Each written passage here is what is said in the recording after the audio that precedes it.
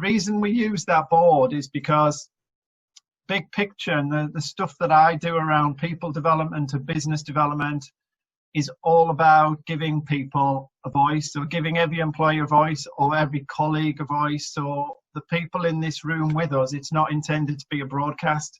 It's intended to be a level playing field. So this is how I think good conversations work. We focus it on a shared focal point, and we use symbols to represent key elements of the business. And what that does is we'll simulate today how that can speed up a conversation that you could be having with your team. So that means by making connections, and at times I may kind of confuse you, or I may throw something in with regard to the different symbols, because relationships is quite specific. So I might push the boundaries of that a little bit in terms of how we connect it to some of the other symbols. This is the kind of conversation we would have around re-engaging with a business, whether it be in a change situation or more likely at the moment getting the team back into the office on the same page, and how you then reignite that team in terms of setting the future plans and how you go forward, which clearly will need some kind of change element to it. So it's about whether it's onboarding new staff, making learning stake, or supporting performance management. That's the people side of what we do. And then the business development side is looking at kind of current focus and future plans. And I think, you know, relationships, when Elizabeth and I came up with this theme, it was certainly focusing on one of the big picture symbols, which is around the team symbol, which is a red symbol, which I'll demonstrate in a minute. But my interest here, and your takeaway, if you like, is what I'd like to think about is you might take away a thought from today that you think about relationships differently. So you may frame relationships in a different way. You may gain an insight into someone's thinking that you can then take away and use to be more successful in the work that you do. But to start with, I always kind of show it in the kind of physical sense. So this is my second camera. This is the big picture board in front of you. So if you imagine you can see my hands moving, you might think of some colleagues that you've got in the business that would have this in front of them or in front of a small group. So hi everyone. So yeah, I came on a session maybe about 4 weeks ago, and so my background is sort of change and transformation, done quite a lot of projects and programs, and I guess one of my reflections of the board and some of the opportunities was around the relationships in terms of how everything is connected in an organisation. I think it's really important. My biggest learning, I think, around land and change is that nobody does that on their own. So there isn't an individual that kind of takes that accountability. And that sort of drives me to think that the relationships that people have got in the different functions are really important to get that common goal. Some of that's about managing expectations. So it might be that, you know, you've got a piece of work that is time bound, or it's got a specific budget, or, you know, people are expecting delivery of a certain quality. And if you've got the right relationships with the people that you're working with, you can negotiate and update on that kind of stuff. The other thing is about, you know, you might need to compromise on that, because actually the expectation might be too much in the time that you've got, etc. So you might need to be able to negotiate across the organisation as well, that, you know, you compromise on X to deliver Y. I think my other reflection is that if you're doing a pan organisation change, so if it's a system or a process, or, you know, something that results in ways of working, what that does is involves everyone. So if you think about your standard sort of change methodology, you would have you know, a change sponsor somewhere in the organisation. So somebody kind of is standing up and saying, this is the right thing to do, that, you know, I believe that this is right for the organisation. You will have change agents. So these are the people who are working in the departments, working in functional areas, who become your advocates and your supporters, and they are the people that can influence, you know, their peer group, and feedback to the leaders and the sponsors about how the change is going down. I've mentioned leaders there. I think that's really important, because even though you might have a sponsor, the role of leadership and how transparent and trustworthy they are in terms of the briefings and the messages is really important as to how people feel about change. Oh, somebody coming in now. Yeah, just keep going. It's fine. Let's. Okay. You're in full flow, Elizabeth. I'll deal. Yeah. Yeah. No worries. That's fine. And then I guess at the end of all that, you've got the recipients of the change, so the people who are impacted by the change. And if it's a pan organisation thing, that could be everybody that I've just talked about. So as a leader, you could be impacted. As a colleague, you could be impacted. As a customer, you might be impacted. Suppliers might be impacted, depending on what the change might look like.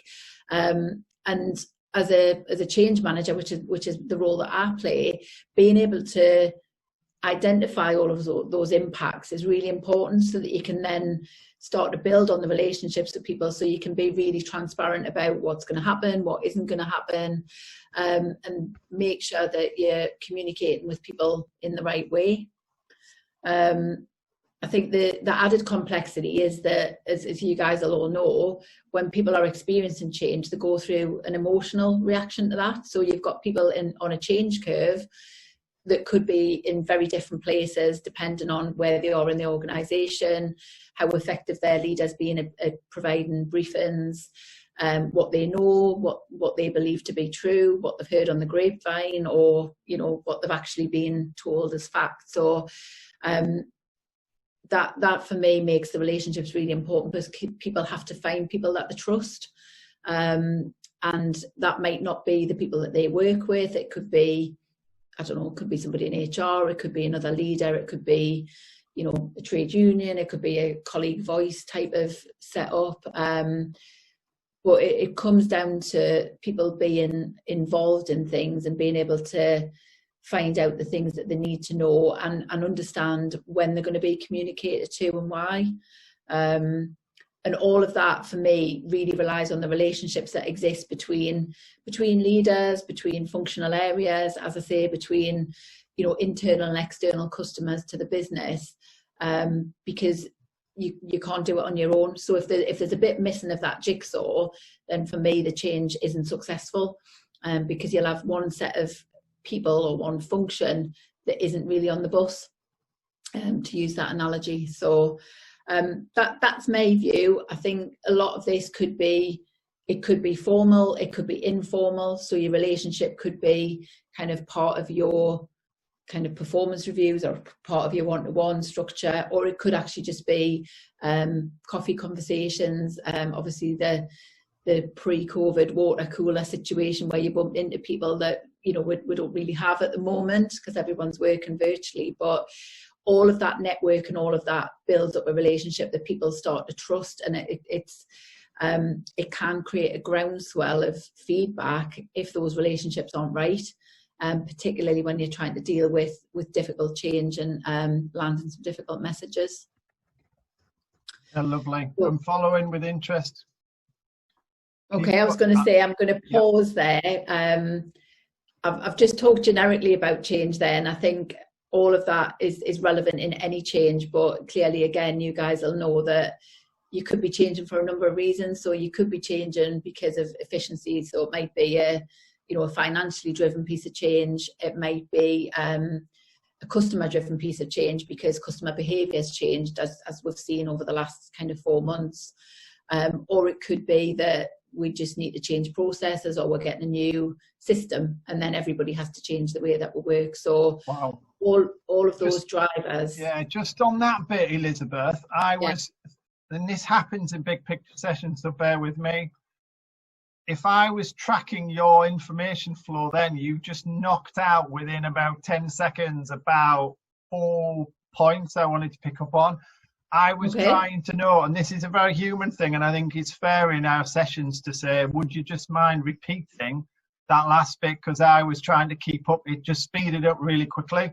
So I was interpreting measures, and for those following me on the board, I picked up one from earlier, which was around time bound, but you mentioned a few measures just about 3 minutes ago, and could you just come forward from that again? Yeah. That's another Geordie trait, is talking very quickly. So apologies. It was the. Do you know what happened, Elizabeth? I was in a certain tempo, and then I think you speeded up, and I was trying to keep up with the moped. Okay. So Yeah. what were the reasons you think you were talking about? And I've shared my screen, and I was just gathering them up here. Yeah. So I think it's almost the almost what's your case for change. So why do you need to do the change in the first place? And some of that is it could be financially driven. So that could be you've got to reduce your cost base or reduce your cost to operate. The other reasons why organisations change, it might be a customer driven change. So if you've seen changes in patterns of behaviour, similar to kind of what we've just experienced over the last 4 months in retail, for example, you know, customers have changed their shopping habits, so retailers are having to respond and adjust to that. Yeah. Or it could be that you've got a system change, you know, a technology system process change that means people's ways of working then need to be different. Yeah. And people have to work differently with each other and interact differently with new technology. Lovely, thank you. So I'm just interpreting. Yeah, no, it's great. So when you were talking initially, you were just to zoom down, I noted you were talking about different almost roles within the change arena or the community. And if you were to just indulge me a little bit in terms of where would you typically see these roles within an organization? So if I were to start with a really easy one, and you can use a specific change if you're thinking about one as a kind of anecdotal evidence, which is the leader. Is this a leader in the respect of the business? So this would be a leader in the respect of the organization, or is it a leader with regard to the change? I would say it's a leader with regard to the change. So if you've got as you've got on there different functional areas like market and operations, you would have leaders in those functional areas that need to land changes with their teams. Okay. So you refer, what's interesting is you are indexing in your narrative the different functional areas of the business, of which for the purposes of this, I've just noted like 4 of them in marketing, operations, customer care. And would you then see the management and administration of the business, would you call them something different in this respect? Or would you still call them a leader? Is that kind of a different name, or is that about the same?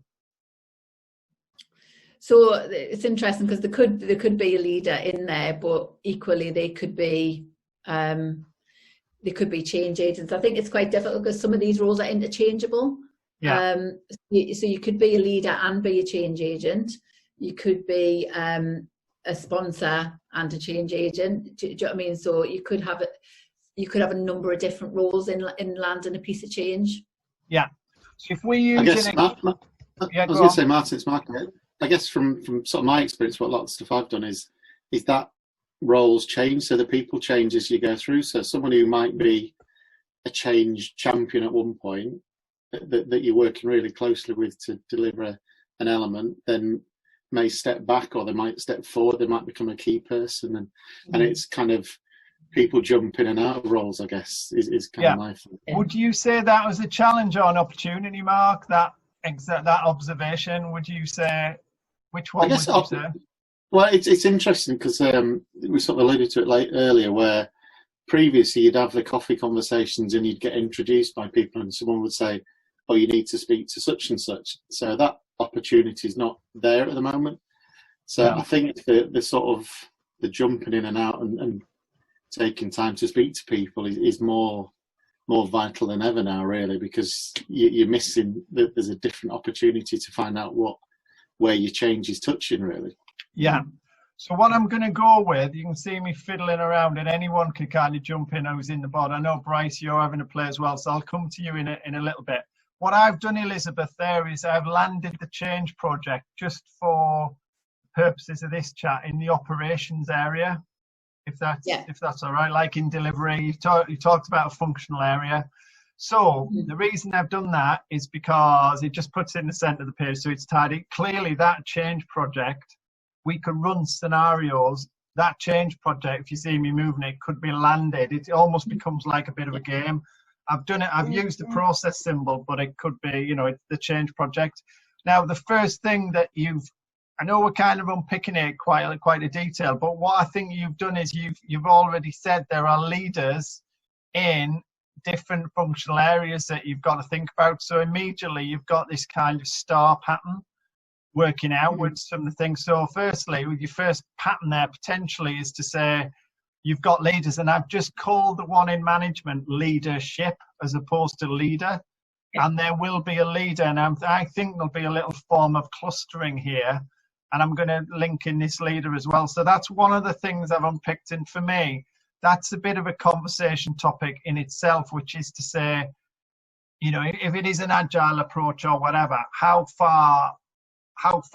wide can your scope be in terms of keeping in touch with these leaders on a day-to-day basis? So when we ran our agile webinar, we got onto the product owner and their ability to reach out on a day-to-day basis, because if this organization that's on screen is 400 or 500 big plus, there is going to be, if I kind of annotate a little bit, there's going to be a natural limit to how far, I didn't want to draw that, sorry, to how far, I didn't mean to draw that, how far that product owner can reach out into these. So it might be like that big, or the product owner or the leader for the change might have an inclination towards marketing. So without drawing anything that's inappropriate for this session, the fact is there's a reach for that particular change agent. And what I want to do is I want to land the change agent. I think you've called it the change agent is going to be tightly associated with the change project, if that's fair. Yeah, that's what I was going to say. So I would say that the reach of the leader of the change project isn't just for them to reach out. That's where you've got your change agents, and then there's probably a role in that somewhere for the sponsor as well, Martin. So what are they doing to keep these leaders connected? Right, there's a billion. So this is what I'm after. This is the kind of pattern stuff that what I'm doing is I'm using the symbols to focus the conversation. Now, if we were in a room, Elizabeth, or you had access to this as a physical resource, something more interesting than this would be happening. What would be doing with the groups is that I would be handing you these symbols, and what's magical about it is sometimes you can explain it in English beautifully, but it's actually when the brain works with the hand and it places it on the board. So I'm finding, because I've got access to the board, I'm almost placing things for you.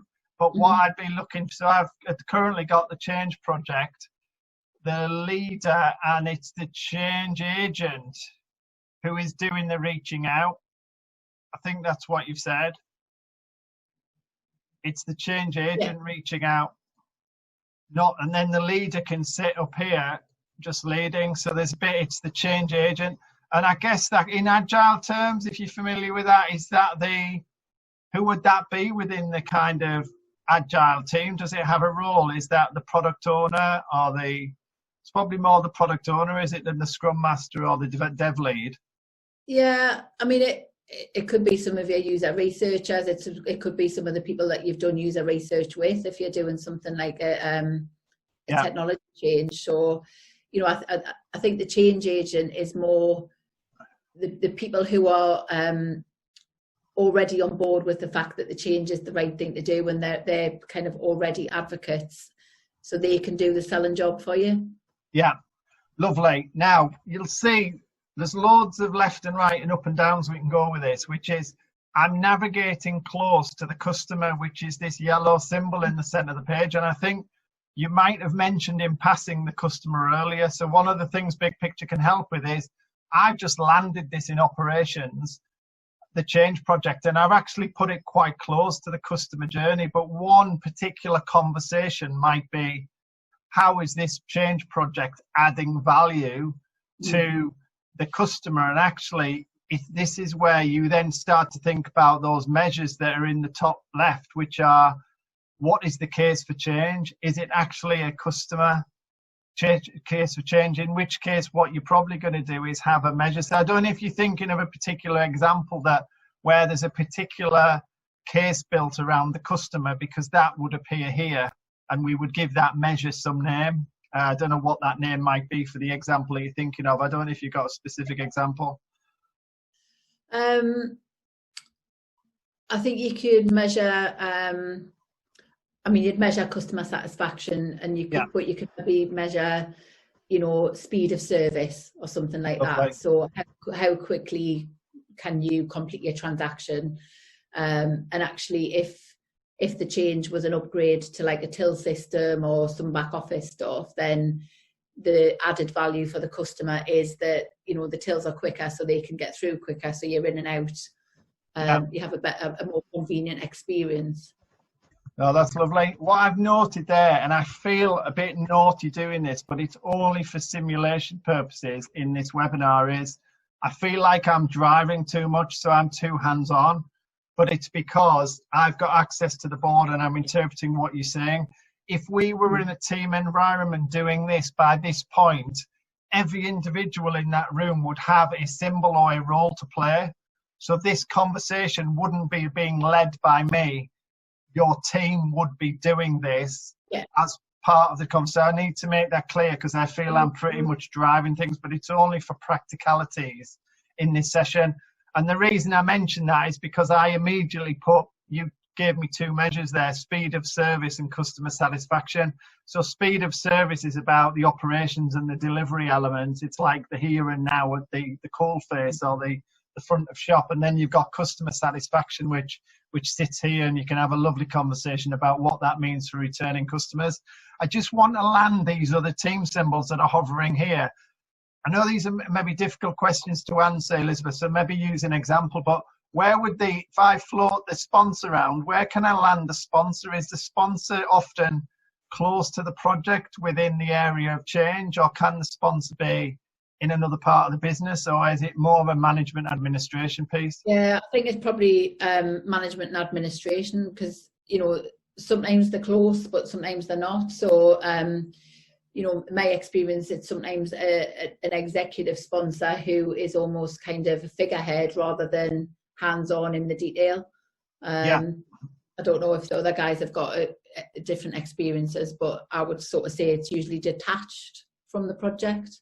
Lovely. And actually, if I use a different colour for that, if we had different coloured pens in the session, what we'd be saying is there's a different relationship there between change agents and leaders versus change agents and sponsors. So what you'd be signposting there in a very straightforward way is every relationship is defined and is different. It's almost like internal marketing. You have to know your audience, and you have to know your positioning and your communication, which is a key area of, I guess, of relationships. In fact, I think you mentioned it earlier, is your communications. I won't drag loads of symbols on, but if we were in a room and we had time, we'd be highlighting communication as an opportunity, which is based on my question with Mark earlier. Is it a challenge or opportunity? Which is where big picture players at the business end, it's always good to think about challenges and opportunities. If it is a challenge, then the question is, what are we going to do about it?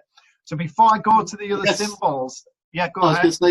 That's the same, Martin. It's sort of, so when you talked about opportunities, so previously when you were doing prints and all that, the opportunity was to review the business case and all that. And now in a more agile world, you've possibly got the opportunity to review how involved the sponsor needs to be at any particular time, because often they'll just wander away, leave you to it, and then they need to come back in. And maybe do you think Agile supports that better because it's more aware of it, it's acutely aware of it, and it actually builds it into some of the products that you develop? I think it's more. I think it can be once it's done properly. I mean, we've obviously worked places where it's kind of a local version of Agile, but if you kind of think of it, it's delivering smaller pieces. So one of the things with a sponsor is that they might not have interest across the board of the whole change. Whereas if you can pick a particular delegate sponsor, or for want of a better word, for each individual bit, they might have more of a vested interest and as such might be more Nice. engaged at that particular time. Yeah, no, that's nice, Mark. What I'd be drawing attention to on that conversation point, and if that came from the floor as it has come from you, that's a really good way of instigating that awareness. The fact that that sponsor might have limited interest and reach, and I might have actually a very specific reach in the areas that they're working, and actually might have a very specific measure that they're working to. So the conversation there is every sponsor has their own measure, and being aware of that means that you have to identify every individual maybe has their own measure or idea of what success looks like. And I think that's quite a strong or interest point. Interest point is yeah, that's a good one, because calling it measure sounds like it's quantifiable, but actually interest point is a better way of saying it. And something interesting's happened there, and I don't script these things, but what I'm doing through big picture facilitation is Mark improved the language there from measure to interest point. And I think this happens in conversations with teams all the time. And the worst thing we can do is put up the next PowerPoint and totally disregard what Mark's just done there. Mark has twisted the language in a good way, and I have reflected it using my mirror neurons, and we won't roll forward. Mark, whether he likes me less or more for doing it, I now adopt that language, and he feels more. If he wanted to disengage and take no part, he actually can't now, because I'm using his language. Mark owns the interest point tag, and therefore he's going to feel like he should act upon that whenever it comes up in conversation. So there's a subtle but quite an important point there.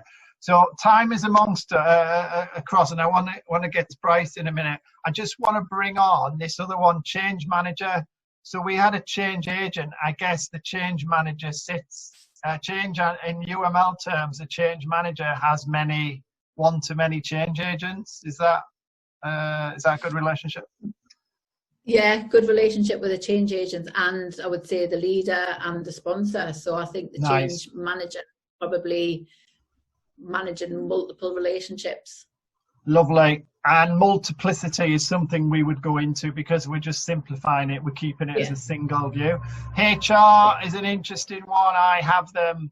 I think HR is a change. It's got a direction of travel all of its own to try and be more of a partner in the business rather than a box. That's the messaging I'm getting from HR folk all of the time. However, for now, for simplicity, I'm just going to plonk HR down in the management administration. And that, again, to amplify the point which I'd not thought of before coming on this session, every different type of communication needs to have a different communication mechanism, like you would do if you were thinking about marketing. And actually, would the relationship with HR be from the change agent or the change manager or indeed the leader?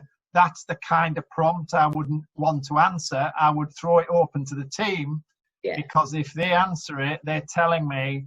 So I'm going to leave it up there with the leader just to be provocative.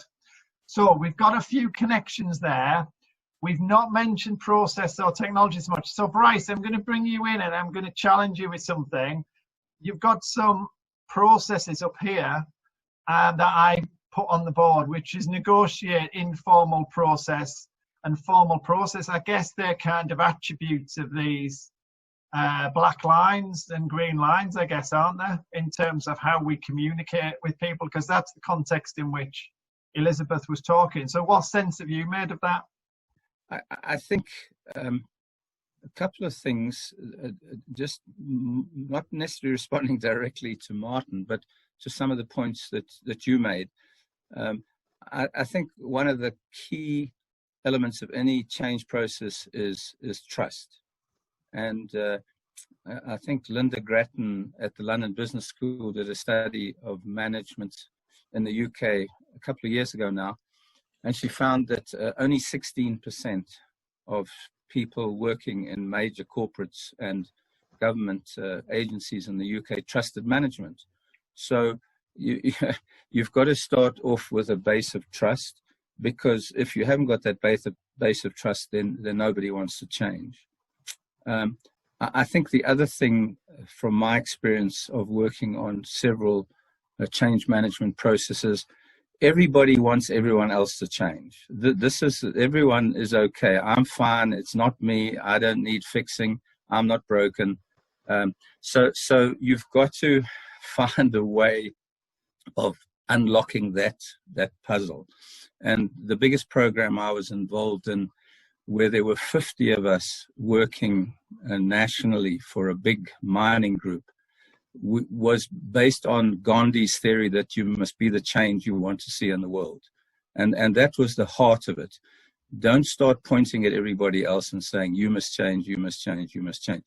We had to get people to accept that the change process started with them.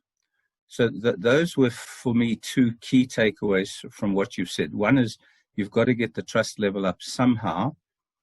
And the other one is you've got to get people to accept that they must be the beginning of the change process. On that point, Bryce, what I've done is each of these lines, and I think this is the pattern for me, each of these lines, the black, the yellows and the green, all have either a trust challenge or an opportunity on there, depending on which way you look at it, because you have to build that trust, whether that be seen as a challenge opportunity, and that's a conversation in itself.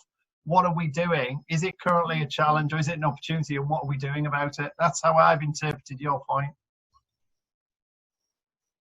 And I think also Elizabeth made the point, which obviously the great Fundis also make, like Cotter. You've got to have a guiding coalition and you've got to have a sense of urgency. And that guiding coalition, again, on one of the change programs that I was involved in, was based on getting young people to be what that company called culture champions. So you got the young people to buy into the whole process in the hope that they would influence the old fogies to also see the change was an important thing that they had to be part of. Where would those change champions be? Are they all over the organisation or close to the change? They were all over. Those change agents that Elizabeth was talking about in that particular company, literally everybody was expected to. That they had what they called culture champions, and they were all over. Functionally, they were all over. Level of organisation-wise, they were all over, and they were kind of the custodians of the change process. Yeah, and I see that very much as an opportunity in respect of it's probably not something that organisations naturally tend to come up with. So it's an opportunity, it's a highlighted opportunity to seek out what a culture champion is, who they might be and what they can bring and how they can work. So there's an opportunity there for other organisations to learn from that. And I think the other thing sorry. No, sorry, Bryce. I was just going to say the other opportunity of that is that you don't necessarily just need culture champions when you're going through change. So, there's maybe a role in an organisation anyway for that. Yes. So it's not just needed for change, it's for other things as well, delivery, service, all those things. Yeah, I think the other thing that's quite crucial, and the big program that we were on built very strongly on that, is you've got to get people away from believing that you can change people by convincing them that you're right. You've got to get emotional engagement. You've got to get, because the bottom line is we don't change through our brain, we change through our emotions. So you've got to engage people emotionally, which affects them cognitively, and then they change their behavior. And so you've got to access emotion in any change process. You can't do it as a nice, cold, clinical, we've got to change, because people have to engage emotionally and be involved. That's interesting. Is that a process in itself, do you think, Bryce? Although you say it's not good, it is a process to engage people emotionally as part of the change effort? Yes, I mean, you have to have interventions that are deliberately designed to get people engaged. And the way we did it on the big program was through storytelling. At the end of the first day of indoctrination, we sat everyone around in a circle, and every person had an opportunity to talk about the 3 most important things or the 3 most important people in their lives. And that was such a cathartic process, because the next day people said, I didn't know that about you. I didn't realize that it happened to you. These are people that have worked together sometimes for 10 or 15 years, and they really don't know about the life circumstances of their work colleagues. And obviously it's quite a delicate process, because people cry, people get angry, but you need to get emotion into this loop somewhere. Nice. That what be interesting in terms of involvement is how you then go about that involvement, how you engage emotionally, kind of as a process, and how you build that in. So I'd love to explore that further. I'm not going to, because we're going to time out. I just wondered if there's any reflection from Ian or Joss from their background in change. I've got a pattern on screen which suggests that the relationships kind of span out, and we kind of know that. The big thing here that we're missing is Bryce's point about engaging people. This would be much better done as a team, where they're expressing their view about how change agents work with leaders, how they connect with sponsors, etc. And they're making and doing at the same time, so by definition they're getting involved. Are there any other connections, Ian, that you've made as we've gone through from your experience of change yourself?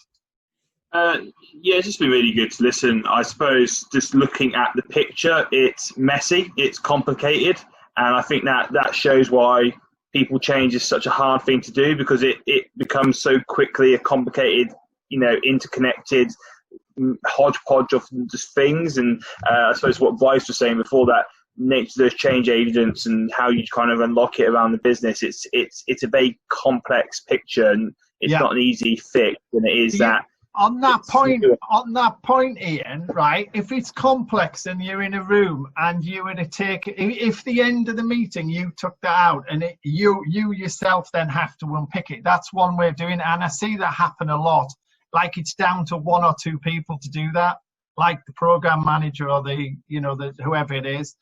The fact of the matter is, if you tasked a team to simplify that picture and draw out the top challenges and the top opportunities in the teams that you've worked, what is more likely to happen if you leave the team to cogitate and come up with something? Are they likely to lose themselves in complexity, or likely to naturally find a better way?